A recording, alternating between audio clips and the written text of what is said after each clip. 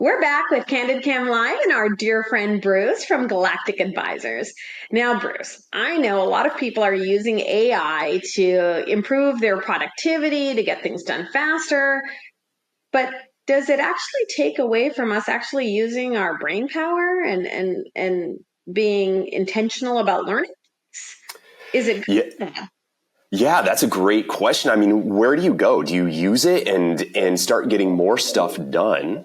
I mean, because we've seen it. Like we've seen people get more activity done, write more copy, write sometimes better copy, sometimes not better copy though.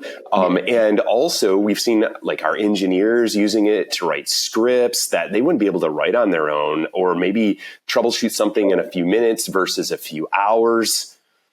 But there's a flip side of that, right? So think about it this way. I mean, when's the last time you used a map? Your navigation skills, like mine too, like they're going out the window because, we use GPS to get everywhere. The same goes for AI. Like as you stop doing some of those lower level activities that you can have AI do for you, now all of a sudden your skills diminish in those areas. So yeah, AI could be just making us dumber. And so I would be thinking to myself, okay, this is a great way to get things done to help maybe give me those initial ideas. But I would also spend some time making sure that I'm going through and doing things like brainstorming, or maybe if you're a writer, making sure that you're journaling and spending that time without the AI, without, chatting with, I like to call it chat, without chatting with chat and asking him questions or her questions. I don't really know what gender you call your chat, but in my world, it's like going through and asking them questions is really, that's, I think, a really critical piece of keeping yourself sharp and making sure that you transcend this new generation of AI enabled teammates and people. I know that I've used it sometimes for I'll do the work, or let's say if I'm trying to figure out, hey, what are the good right KPIs for this, or because we're a numbers driven company, and hey, do I have the right KPIs for this? So I'll write out my KPIs, but maybe I'll throw it into ChatGPT and say, hey, does it match with what I've come up with, and use it as an alternative version of, hey, oh, we didn't think about that. But I'll never, the teacher in me, it sees it like plagiarism. I can't even take copy from it. I'm like, no, it's plagiarism. I can't, somebody's going to fact check me. So I gotta make sure I rewrite this.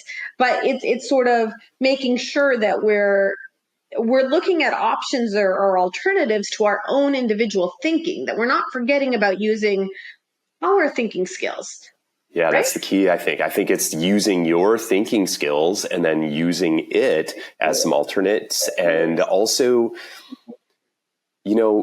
when you're thinking and you get stuck on something and you're like trying to figure it out, you could just flip on chat and go get an answer. But I think it's better to spend a little bit of time in that space and really get to that concentration and that deep thought where you can generate your own ideas. And then, of course, that's where you might lean on chat afterwards. But I'd stay in that space for a moment and really push yourself. 100%. I agree. I remember watching the movie AI by Will Smith, and I'm like, no, my kids get upset. They're like, Mom won't even let them buy AI thermostats. And I'm like, no. So I agree with you, even though my husband jokes all the time. He's like, you got to get on the AI train, honey. And I'm like, I won't go. Not yet. Not until it's a little bit safer. But we appreciate you, Bruce. We're really excited to have you join us for Build It Live. If you haven't registered yet, please do so at www.itbd.net/live.